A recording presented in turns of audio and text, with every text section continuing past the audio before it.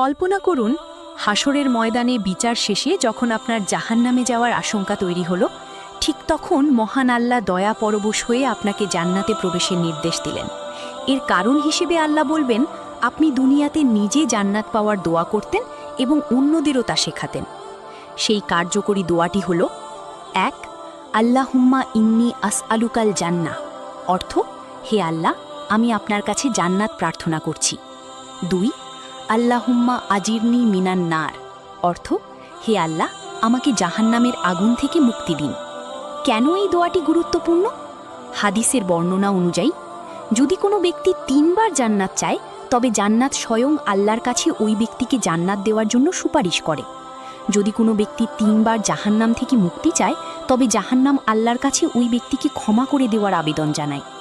নিজে আমল করুন এবং অন্যদের শিখিয়ে এই সওয়াবের অংশীদার হন।